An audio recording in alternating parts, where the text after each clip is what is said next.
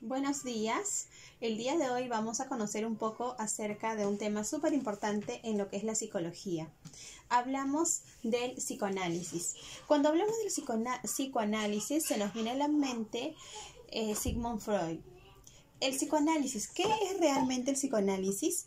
Es la manera o se define como una teoría de análisis a la conducta, al análisis clínico que analiza el subconsciente, el inconsciente de las personas para tratar de entender sus comportamientos, sus actitudes, sus formas de pensar. Además de ello también es un método de terapia y un tratamiento.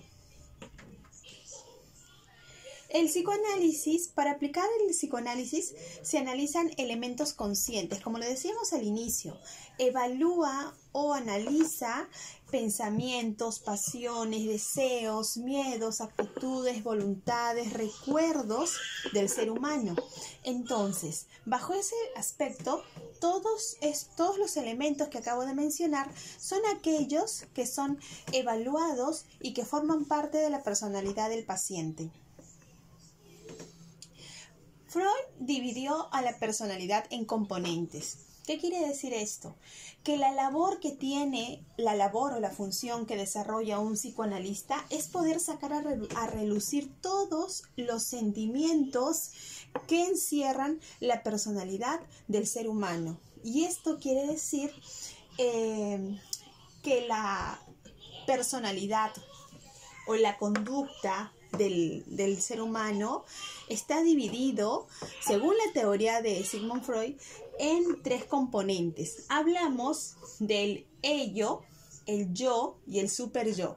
De una manera muy dinámica hemos colocado aquí una imagen, ¿no? Es una problemática emocional llamada "tu ex ya está saliendo con alguien más". Ese es el ejemplo. ¿Cómo vamos a delimitar las diferentes posiciones que tiene la pareja ante la reacción de que su ex esté saliendo con alguien más? Si bien es cierto, según Freud nos dice, que el yo es el componente primitivo e instintivo de la personalidad, que opera siguiendo el principio del placer. Es lo que nos dice en teoría, pero si esto lo llevamos y lo analizamos en nuestra vida diaria, el ello, según el contexto, va a hacer que nosotros tengamos una expresión de ira, de fastidio, de enojo, ¿no? Y textualmente aquí dice, ¿no? El ello o el componente ello dentro de lo que es la evaluación de la personalidad nos dice: malditos, ¿qué se creen? Los odio, ojalá se mueran. Son actitudes, son sentimientos, actitudes de odio, de ira, de desprecio ante conocer que el ex con el que salías ya tiene una nueva pareja. Ahora vamos a hablar del superyo. ¿Cómo el superyo recibe esta noticia y cómo responde ante ello? El superyo es aquel componente moral de la personalidad. En él vamos a encontrar las reglas sociales establecidas respecto a lo bueno, respecto a lo malo. Es la madurez del ser humano. El superyo, ¿cómo reacciona? Acá nos dice: ya, supéralo, tú estás encima de ese intento de persona. Nos muestra una cara diferente, ¿no? Cuando nosotros nos permitimos superar al ex o a la persona con la que estuvo con nosotros, y al conocer que tiene una nueva pareja, decidimos que no nos afecte, ¿no? Por eso dice que es el componente o la reacción en base a las reglas sociales, difiriendo de lo que es lo bueno de lo malo. Ahora, ¿y cómo reaccionaría el yo, el componente yo, ante esta noticia? El yo dice: pues bien por los dos, ¿no? Digo, a mí me da igual. Una manera muy libre de tomar una decisión que se rige por el principio de la realidad. El yo es el componente que toma decisiones y que se rige por el principio de lo consecuente, de la realidad. Ahora, estos tres componentes de lo que es la interacción entre ellos forma parte de la teoría de la personalidad de Sigmund Freud. Ahora, hablamos también acerca de los instintos. Freud nos dice que en este sentido, él sostiene que hay dos instintos básicos llamados el eros, amor, que tiene por objetivo establecer la unidad en base a las relaciones. Y, secundado, el otro instinto básico es la pulsión de la destrucción o la muerte, que entiende a destruir la unidad deshaciendo estas conexiones. Uno va a contradecir al otro. Si el eros establece la unidad, establece la conexión en la relación, la pulsión de la destrucción o la muerte va a destruir esta unión deshaciendo las conexiones. Ahora, Freud nos dice o sostiene en su teoría que existen fases en el desarrollo sexual. ¿Y cuáles son esas fases? Son etapas o fases o estadios como es la etapa oral, anal, fálica, latencia y genital. Ahora, estas etapas psicosexuales están divididas por periodos evolutivos. Describen cuáles son los cambios que se van a dar en cada etapa psicosexual. Si hablamos de la etapa psicosexual oral, que se da desde el nacimiento hacia el año de edad, hablamos de la succión del bebé, de esa acción innata que tiene el recién nacido, convirtiéndose a lo largo del desarrollo hasta el año de ser un bebé, de succionar y de alimentarse, ¿no? La satisfacción de desarrollar esa necesidad tan importante de alimentación. Tiene también, desarrolla también ese momento donde se muerden las uñas, donde están succionando todo lo que encuentran a su alrededor. Por eso es importante que en esta etapa oral no se le dejen objetos pequeños a los menores, a los bebés, ya que todo van a succionarlo y obviamente cabe el peligro de que puedan tragárselos. Luego, la etapa anal. La etapa anal es una etapa psicosexual que la vamos a encontrar en el periodo de 1 a 3 años. Y este periodo de etapa anal se relaciona mucho con el control de esfínteres. La no satisfacción puede expresarse, por ejemplo, en el desarrollo de la compulsión por la limpieza, ¿no? Es aquí donde el niño empieza a tomar conciencia de lo que es el uso de los servicios higiénicos, más que el uso toma conciencia de un control mayor, ¿no? De la micción y de la defecación. En esa etapa los niños, no todos, porque hay que ser claros en que también es importante respetar el ritmo al cual va cada niño, empiezan a controlar sus esfínteres. La etapa fálica es una etapa psicosexual que dura de los 3 a los 6 años. Y básicamente en esta etapa lo que vamos a observar es la manipulación de los genitales. Aparecen las fantasías sexuales con el padre del sexo opuesto, ¿no? Y acá podemos situar los complejos, el complejo de Edipo y de Electra. Para evitar una sanción, se adoptan las características del padre del mismo sexo, con lo que aparece la instancia psíquica del superyo. Definitivamente, esta es una etapa donde nosotros como padres debemos tener mucho cuidado en cómo enfocamos el deseo o la fantasía sexual que tienen los niños de 3 a 6 años. Generalmente en las escuelas, y quienes son padres pueden dar fe de que los niños tienden a tocarse sus partes íntimas, ¿no? Y es importante saber cómo dirigirnos hacia ellos. Tenemos que ser conscientes que es una etapa del desarrollo sexual, es una etapa psicosexual, es un periodo, no lo va a hacer de por vida. Tiene momentos, de los 3 a los 6 años generalmente es donde se da la manipulación de los genitales.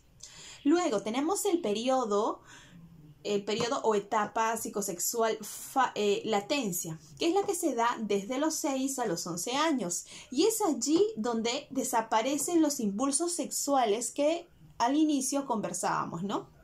El superyo se desarrolló mucho más, con lo que aparecen los valores sociales. Y bueno, la quinta fase o etapa psicosexual es la etapa genital, que es la que va a empezar a darse en el periodo de la adolescencia.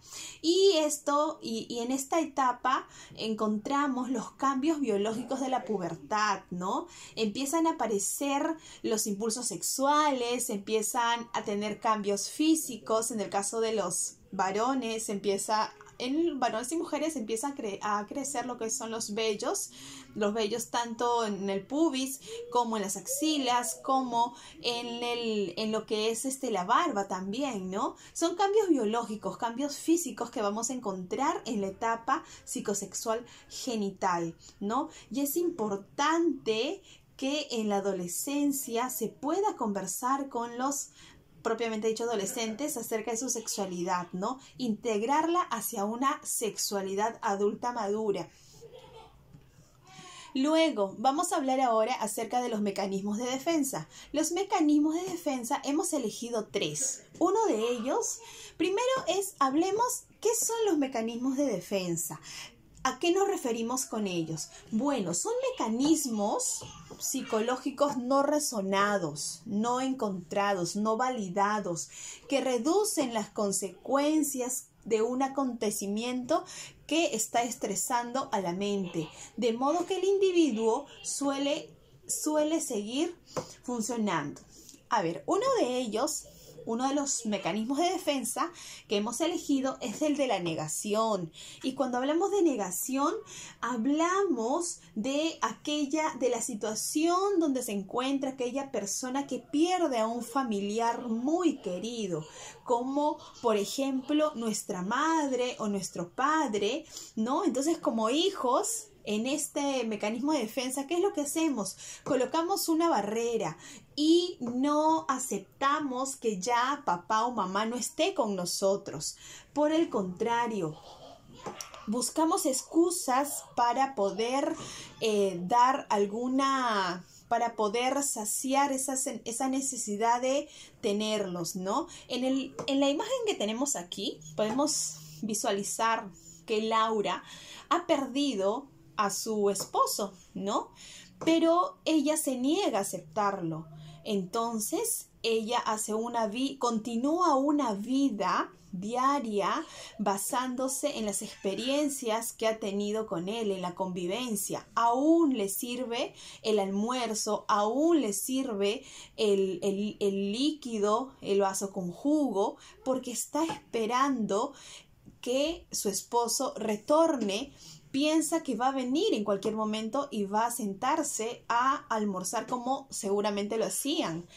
Es una etapa donde nosotros como seres humanos tenemos que aceptar la realidad, y como mecanismo de defensa llamado negación es un fenómeno, ¿no?, donde el ser humano obvia la realidad, hace como si no existiera.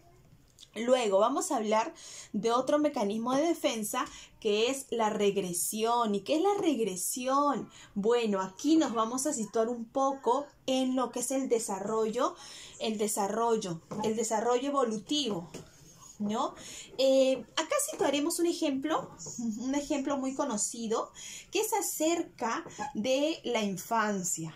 Cuando en un hogar constituido, en un hogar mamá está embarazada y tiene un hijo mayor, este niño que viene en camino siente a ser una persona se siente a ser una persona desplazada por el primer hijo, ¿no? Los niños se retraen a un nivel más infantil, empiezan a tener actitudes retraídas dentro de lo que es el desarrollo evolutivo de la niñez o del ser humano. Si el niño ya tenía un control de esfínteres, si el niño ya tenía autonomía para el consumo de alimentos, es aquí donde el niño se retrae en esas actividades, empieza a orinarse en la cama, empieza a querer tener a tener el uso del biberón, si es que ya dejó, empieza a querer chuparse los dedos, chuparse el pulgar, generalmente es lo que se ve más seguido. Tiene un comportamiento inmaduro, su mismo nombre lo dice, no regresión, retrae un poco los avances emocionales, sociales que ha podido tener, avances de maduración propiamente dicho. Luego tenemos el mecanismo de defensa, y este mecanismo de defensa llamado represión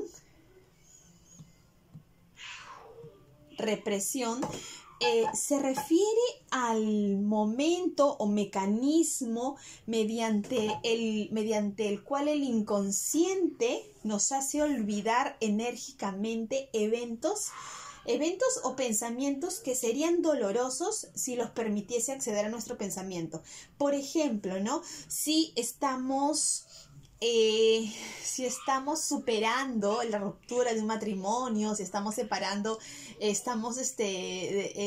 liberando emociones de una separación, entonces, y se acerca la fecha probable en la que podríamos haber cumplido un año más de casados, de enamorados, o el cumpleaños del novio del cual ya no somos pareja, el mecanismo de defensa llamado represión hace que nosotros olvidemos este acontecimiento, ¿no? Haciendo olvidar este evento, ¿no? Y no permitiendo que ingrese a nuestro consciente. Por eso aquí hablamos un poco de la función que tiene el inconsciente y el consciente, ¿no? El inconsciente nos hace olvidar este evento, ¿no? Que es doloroso, que sería doloroso si el consciente aceptara esta información. Hemos querido, es parte de la bibliografía, hemos querido poder discernir un poco acerca de lo que es la teoría de Sigmund Freud, acerca del psicoanálisis, acerca de lo que es el desarrollo de la personalidad, acerca del desarrollo sexual del ser humano, empezando por la niñez, y de los mecanismos de defensa. Muchas gracias.